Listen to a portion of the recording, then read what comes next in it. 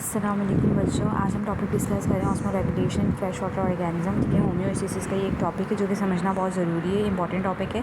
अच्छा भाई, fresh water organism क्या होंगे? जो कि मीठे पानी में जानदार रहते हैं उनको हम बोलते हैं फ्रेश वाटर ऑर्गेनिज्म। जिसमें फ्रेश वर्टिब्रेट्स पे आ जाएंगे, ठीक है ना, और इनवर्टिब्रेट्स पे आ जाएंगे, ठीक है, फिशेस वगैरह सब आ जाएंगे। मतलब जो भी मीठे पानी में रहते हैं, केंद्र झील वगैरह में जितने भी जानदार रहेंगे वो सारे के सारे हमारे पास फ्रेश वाटर ऑर्गेनिज्म है। ठीक है, उनका एनवायरमेंट कैसा है? फ्रेश वाटर है, तो जाहिर सी बात है उसमें सॉल्ट क्या होगा? कम होगा। सॉल्ट के लेवल्स क्या होंगे? गिरे हुए होंगे, और वाटर के लेवल क्या होंगे? बड़े हुए होंगे। यानी वाटर क्या होगा बेटा? हाई होगा। और ऑर्गेनिजम्स की बॉडी में ना उल्टा होता है। ऑर्गेनिजम्स की बॉडी में क्या होता है? उल्टा होता है, का ऑपोजिट होता है। ऑर्गेनिजम्स की बॉडी में हर चीज़ उनके एनवायरमेंट के ऑपोजिट रखते हैं अल्लाह ताला। ठीक है, तो ऑर्गेनिजम्स की बॉडी में सॉल्ट ज़्यादा होगा और वाटर क्या होगा? कम होगा। सॉल्ट क्या होगा? ज़्यादा, वाटर क्या होगा? कम होगा। ठीक है ना, तो यानी कि ऑर्गेनिजम्स कहेंगे हाइपरटोनिक अपने एनवायरमेंट के मुकाबले में। हाइपरटोनिक का मतलब है कि उनकी बॉडी में सॉल्ट ज़्यादा है। ठीक है ना, मतलब ये टॉनिसिटी को मेजर कर रहे हैं। किसको मेजर कर रहे हैं? टॉनिसिटी को मेजर कर रहे हैं, राइट।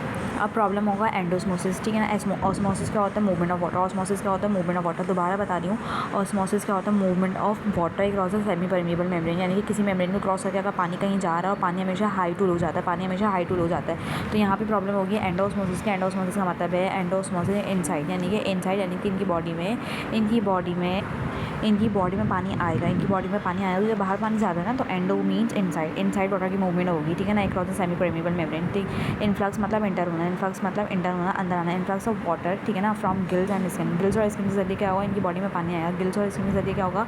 इनकी बॉडी में पानी आएगा। इनकी बॉडी में वाटर के लेवल्स बहुत बढ़ जाएंगे। इनकी बॉडी में वाटर के लेवल्स बहुत ज़्यादा बढ़ जाएंगे। ठीक है ना, अब ना एज अ रिजल्ट ये क्या करेंगे? ये क्या नाम है? वाटर को क्या नाम है? रिमूव करेंगे। वाटर क्या करेंगे? रिमूव करेंगे यूरिन के जरिए। वाटर को रिमूव करेंगे किसके जरिए? यूरिन के जरिए। ठीक है ना, और इनकी यूरिन कैसी होगी? डाइल्यूट यूरिन होगी, जो कि ट्रांसपेरेंट होगी, वाइट कलर की होगी। ठीक है ना, जिसमें वाटर के लेवल क्या होंगे? ज़्यादा होंगे। जिसमें वाटर के लेवल ज़्यादा होंगे और वाटर क्या नाम है? एज अ रिजल्ट एक्सक्रीट कर लेंगे। ठीक है, अपना एक साइड इफेक्ट ये होगा कि सॉल्ट भी रिमूव हो जाएंगे। जो इनकी बॉडी में सॉल्ट होंगे ना, जो यूजफुल सॉल्ट होंगे इनकी बॉडी में, वो भी रिमूव हो जाएंगे। ठीक है, तो भाई स्पेशल सॉल्ट सेल्स होते हैं जिनको हम बोलते हैं आयोनोसाइट्स। आयोनोसाइट्स हैं स्पेशल सॉल्ट सेल्स। ठीक है ना, आयोनोसाइट्स क्या है? आयोनोसाइट्स हैं स्पेशल सॉल्ट सेल्स। ठीक है ना, जो कि एक्सट्रैक्ट करते हैं सोडियम क्लोराइड और कैल्शियम के आयन्स को एनवायरमेंट से एक्सट्रैक्ट करते हैं, इनके एब्जॉर्ब करते हैं। ठीक है, एज अ रिजल्ट क्या होगा? हाइपरटोनिसिटी मेंटेन हो जाएगी और प्रॉब्लम हो जाएगी, सॉल्व हो जाएगी। ठीक है, अच्छा भाई, उसके बाद क्या प्रॉब्लम तो भाई सॉल्व हो गई। ठीक है, osmo regulation marine water organisms. तो मरीन वाटर ऑर्गेनिजम्स का मतलब है बेटा जिनका एनवायरनमेंट में बहुत ज़्यादा नमकियात हो, यानी कि सी वी ओ ले लो, टर्टल बीच ले लो, हॉक्सबर्ग ले लो, ये सारे के सारे क्या है? मरीन एनवायरनमेंट है। ठीक है, इनमें जो जानदार पाए जाते हैं उनको हम बोलते हैं मरीन वाटर ऑर्गेनिजम्स। ठीक है ना, खारे पानी में रहने वाले जानदार। इनका एनवायरनमेंट कैसा है? इनका एनवायरनमेंट में सॉल्ट बहुत ज़्यादा और वाटर के लेवल गिरे हुए। वाटर के लेवल कैसे गिरे हुए? लो है। ठीक है, अब ऑर्गेनिजम्स की बॉडी में क्या होता है? उल्टा। ऑर्गेनिजम्स की बॉडी में क्या होता है? उल्टा, ऑपोजिट, राइट। अच्छा भाई, सॉल्ट उनमें ज़्यादा था, इनमें सॉल्ट क्या होगा? कम। वाटर के लेवल उसमें कम थे, इसमें क्या होगा? हाई। अब इनमें क्या होगा? वाटर कैसे जाता है? वाटर हमेशा हाई टू लो जाता है। वाटर कैसे जाता है? ऑस्मोसिस कैसे होता है? मूवमेंट ऑफ वाटर कैसे होता है? High to low. वाटर की मूवमेंट होती है हाई टू लो। ठीक है ना, अब यानी कि इनकी बॉडी से पानी निकलेगा। पहले इनकी बॉडी में पानी आया था, अब इनकी बॉडी से पानी निकलेगा। ठीक है, प्रॉब्लम क्या होगा? Exosmosis. Exo means outside, exo means outside, osmosis mean movement of water. ठीक है, यानी आउटसाइड मूवमेंट होगी। कहाँ से आउटसाइड? भाई बॉडी से आउटसाइड वाटर निकलेगा और बॉडी से पानी निकलेगा। ठीक है ना, बॉडी में H2O के लेवल गिर जाएंगे। बॉडी में H2O लेवल के गिर जाते हैं जब मेरा बेटा बॉडी में पानी की कमी हो जाती है, बॉडी में H2O के लेवल गिर जाते हैं, तो ऐसी कंडीशन को हम बोलते हैं डिहाइड्रेशन। क्या बोलते हैं? डिहाइड्रेशन। ठीक है ना, यानी कि पानी की कमी हो गई। अब ना मेंटेनेंस के लिए क्या करेंगे? Marine organisms continuously drink water. ठीक है ना, बड़ा बड़ा मुंह खोलेंगे और पानी पिएंगे, बड़ा बड़ा मुंह खोलेंगे और पानी पिएंगे। ठीक है ना, और इनकी यूरिन कैसे होगी? इनको पानी को रखना है, इनको पानी को बचाना है, क्योंकि इनकी बॉडी से पानी निकलना है ना, तो ये यूरिन करेंगे कंसनट्रेटेड यूरिन, जिसको हम स्कैंटी यूरिन भी बोलते हैं। ठीक है, कंसनट्रेटेड यूरिन वो यूरिन होता है जिसमें पानी होता है कम और सॉल्यूट होता है ज़्यादा, यानी कि सॉल्ट वगैरह ज़्यादा होगा और पानी क्या होगा? कम। ऐसी यूरिन जिसमें क्या है पानी कम होता है, जब हम क्या है फास्टिंग में होते हैं। ठीक है, जब हम रोज़े वगैरह रखने होते हैं, तो हमारी जो यूरिन होती है वो ट्रांसपेरेंट नहीं होती, बल्कि कैसी होती है? स्कैंटी यूरिन होती है, यानी कंसनट्रेटेड यूरिन होती है, उसमें वाटर क्या होता है? कम होता है। ठीक है ना, तो यानी कि ये कंसनट्रेटेड यूरिन पास करेंगे जिसको हम स्कैंटी यूरिन भी बोलते हैं। ठीक है ना, कंसनट्रेटेड यूरिन वो यूरिन होती है जिसमें वाटर के लेवल कम होता है। वाटर के लेवल क्या होता है? कम होते हैं। ठीक है, ट्रांसपेरेंट यूरिन में या फिर डाइल्यूट यूरिन में वाटर के लेवल क्या होता है? ज़्यादा होता है और सॉल्यूट की ये लेवल क्या होता है? बहुत कम। और स्कैंटी यूरिन का मतलब है इनसफिशिएंट। इनसफिशिएंट का मतलब होता है कमी। इनसफिशिएंट का मतलब होता है कमी, तो इसमें कमी होती है किसकी? वाटर की। वाटर की कमी होती है, तो इसलिए हम इसको क्या बोलते हैं? Scanty urine. अब डिहाइड्रेशन के लिए इन्होंने क्या? बड़ा बड़ा मुँह खोला, पानी पी लिया, लेकिन एक मसला आ गया कि बाहर के पानी में नमक बहुत है, बाहर के पानी में नमक बहुत है, तो सॉल्ट भी बिल्डअप हो जाएगा इनकी बॉडी में, क्योंकि जाहिर सी बात है बड़ा बड़ा मुँह खोल के जब पानी पिएंगे तो पानी के साथ साथ नमक भी अंदर आ जाएगा। तो नमक अंदर आ जाएगा तो सॉल्ट बिल्डअप हो जाएगा इनकी बॉडी में। ठीक है ना, अब ये रिमूव करेंगे एक्सेस सॉल्ट को। अब ये क्या करेंगे? बॉडी से एक्सेस सॉल्ट को रिमूव करेंगे, जो ये क्या नाम है? ड्रिंकिंग वाटर के दौरान आ गया था इनकी बॉडी में। ठीक है, अब ना क्या नाम है? इनके पास ना दो ग्लैंड्स हैं, इनके पास हैं दो ग्लैंड्स, एक है रेक्टल ग्लैंड्स और दूसरा है सॉल्ट ग्लैंड। रेक्टल ग्लैंड्स होते हैं इंटेस्टाइन में, ठीक है, और सॉल्ट ग्लैंड्स होते हैं गिल्स के अंदर। ठीक है ना, रेक्टल ग्लैंड्स का होता है इंटेस्टाइन में, रेक्टल ग्लैंड्स का होते हैं इंटेस्टाइन में होते हैं, और सॉल्ट ग्लैंड्स का होते हैं गिल्स में होते हैं। अब इंटेस्टाइन में जो रेक्टल ग्लैंड्स है ना, वो डाइवेलेंट आयंस को रिमूव करेंगे। ठीक है, और जो क्या नाम है सॉल्ट ग्लैंड्स हैं गिल्स के अंदर, वो क्या नाम है मोनोवैलेंट आइंस को रिमूव करने हैं। अब डाइवैलेंट और मोनोवैलेंट वैलेंसी की खेल है, सारी बात वैलेंसी की, ठीक है ना भाई। वो सॉल्ट जिनके क्या नाम है वैलेंसी 2 है, वो डाइवैलेंट आइंस हैं, और divalent ions rectal glands remove करें जो कि इंटेस्टाइन में प्रेजेंट होते हैं, ठीक है ना। मोनोवैलेंट आइंस सॉल्ट ग्लैंड्स जो कि गिल्स में ना, वो क्या नाम है सोडियम पोटाशियम और क्लोराइड। सोडियम पोटाशियम क्लोराइड क्या है monovalent ions. Sodium potassium chloride क्या है, सोडियम पोटाशियम और क्लोराइड है मोनोवैलेंट आइंस। और कैल्शियम मैग्नीशियम और सल्फेट, ये सारे के सारे डाइवैलेंट आइंस हैं जो क्या नाम है गिल्स में जो सॉल्ट ग्लैंड प्रेजेंट है, वो क्या नाम है इसको रिमूव करेंगे, ठीक है। अब टेरेस्ट्रियल ऑर्गेनिज्म जाहिर सी बात है वो तो दोनों के दोनों पानी में रहते हैं, तब भी उनमें क्या नाम है किसी को डिहाइड्रेशन का मसला होता है, ये तो रहते ही ज़मीन पे, तो इनमें तो ऑब्वियसली क्या नाम है पानी का मसला होने जा रहा है। प्रॉब्लम क्या होगा, डिफिशिएंसी ऑफ वाटर। प्रॉब्लम क्या होगा, डिफिशिएंसी ऑफ वाटर, पानी की कमी होगी। बोलेंगे तो मुँह से पानी निकलेगा, ठीक है।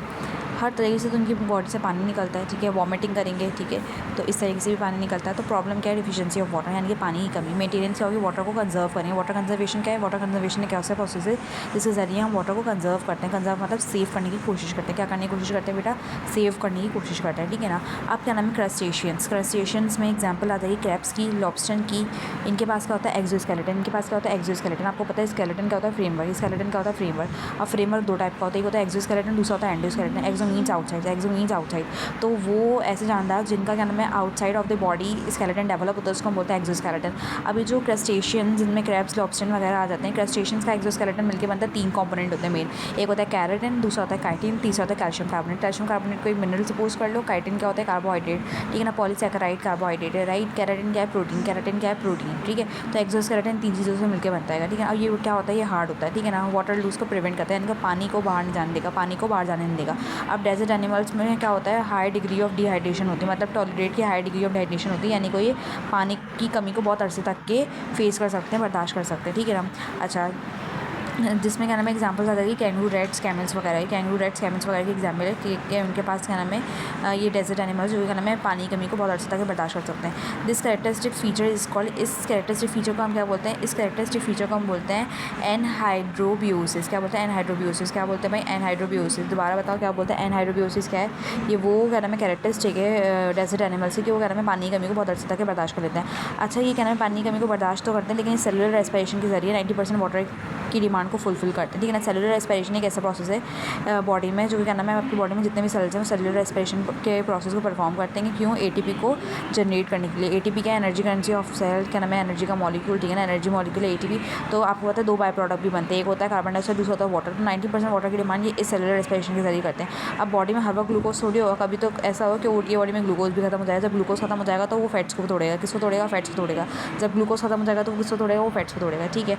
अच्छा भाई, बस बच्चों क्या नाम है ऑस्मो रेगुलेटर्स वो लिविंग ऑर्गेनिज्म होते हैं जिनकी बॉडी में ऑस्मो रेगुलेशन का प्रोसेस होता है। बस आपने ये बात याद रखनी है कि वो लिविंग ऑर्गेनिज्म जिनकी बॉडी का इंटरनल एनवायरनमेंट अलग होता है और एक्सटर्नल एनवायरनमेंट जहाँ वो रह रहे हैं वो अलग होता है। ये अपने इंटरनल एनवायरनमेंट और एक्सटर्नल एनवायरनमेंट को मैच होने नहीं देते, ठीक है बेटा, क्योंकि इनके पास अंदर अपना मैकेनिज्म है जिस ऑस्मो रेगुलेशन। ऑस्मो रेगुलेशन एक ऐसा प्रोसेस है जिसके जरिए कोई भी लिविंग ऑर्गेनिज्म अपने बॉडी के इंटरनल एनवायरनमेंट के वाटर और सॉल्यूट कंसंट्रेशन को मेंटेन रखता है, राइट।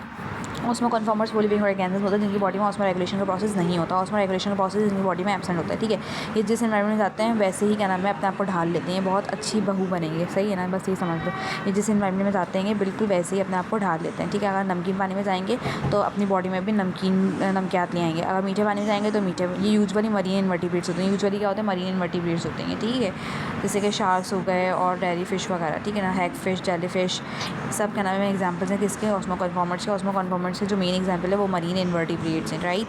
अच्छा भाई, अच्छा इनकी बॉडी में ना 2 चीज़ें होती हैं। इनकी बॉडी में क्या होता है, यूरिया और टिमाओ। यूरिया और टिमाओ क्या है, ऑस्मोलाइट्स। ऑस्मोलाइट्स ऐसे केमिकल्स को बोलते हैं, ऐसे कंपाउंड्स को बोलते हैं जो कि बॉडी में ऑस्मोलैरिटी को मेंटेन करते हैं, यानी कि नमकियात को मेंटेन रखने वाले कंपाउंड्स को हम बोलते हैं ऑस्मोलाइट्स। तो देयर आर 2 कंपाउंड्स जो कि नमकियात को मेंटेन रखते हैं, यूरिया और टिमाओ। टिमाओ क्या है, ट्राईमिथाइल अमाइन ऑक्साइड। क्या है टिमाओ, क्या है, ट्राईमिथाइल अमाइन ऑक्साइड। दोबारा पढ़ो, ट्राईमिथाइल अमाइन ऑक्साइड और यूरिया, ये दोनों के दोनों मिलकर क्या करते हैं, दोनों के दोनों मिलकर बॉडी में नमकियात को मेंटेन रखते हैं, ये ऑस्मोलाइट्स हैं, ठीक है ना। अब जो यूरिया है ना, अल्लाह ताला ने बॉडी में यूरिया भी रखा है, इनके ब्लड में इनकी बॉडी में जो ब्लड है उसमें यूरिया भी रखा है और ट्राईमिथाइल अमाइन ऑक्साइड भी रखा है। वो इसलिए रखा है, ये यूरिया क्या आएगा, डैमेज कर देता है प्रोटीन को। यूरिया किसका दुश्मन है, यूरिया दुश्मन है प्रोटीन का। यूरिया किसका दुश्मन है, प्रोटीन का। यूरिया एक काओट्रोपिक एजेंट है, यानी कि डीनेचरिंग एजेंट है, किसी भी नेचर को बदल सकता है, किसी भी नेचर को बर्बाद कर सकता है, किसी के भी बॉन्ड्स को तोड़ सकता है, ये बॉन्ड को तोड़ देता है, ठीक है। आपको पता है जो आपके पास प्रोटीन है वो अमीनो एसिड से मिलकर बनी है। अमीनो में हाइड्रोजन बॉन्ड भी होते हैं और क्या नाम है आयनिक बॉन्ड्स होते हैं, दोनों को तोड़ देगा, कौन? यूरिया। यूरिया दुश्मन है किसका? प्रोटीन का। और प्रोटीन से मिलकर बने अमीनो एसिड से, ठीक है।